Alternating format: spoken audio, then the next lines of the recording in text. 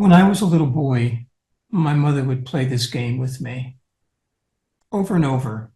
She would ask me, "What's the best thing in the world?" Now, I actually knew what answer she was looking for, but I had my own opinions. And I would say, "Toys. Toys are the best thing in the world." And she'd smile and say, "No, no, no, no." And then I'd say, "Well, cartoons, of course. Cartoons are the best thing in the world."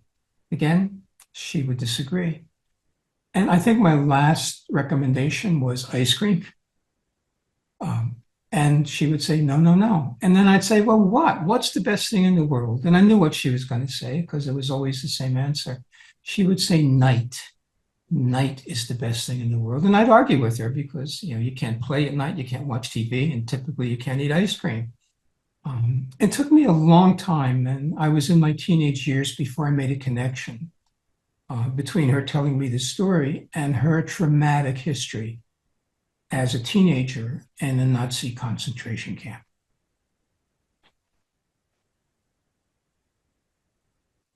My father was also incarcerated. He was originally sent to Buchenwald, um, where I later learned he was in camp with Viktor Frankl, an author and later a professor of mine that I loved, the man who wrote Man's Search for Meaning. Subsequently, my father was transferred to Auschwitz, and I read in years later that his chances of survival were one out of 175,000. It's really no disease that's that bad.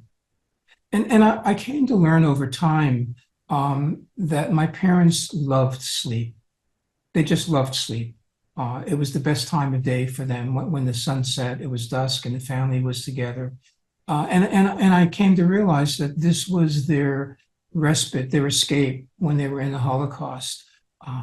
It was a harbinger night was a harbinger of sleep and dreams, and it gave them hope. It gave them possibility. It reminded them that as bleak, as terrible, as horrifying as the world was, there was a world behind the world. And as I got older and began studying psychology, I got really baffled by my parents because although they were both traumatized, they both had PTSD, they continued to sleep really well.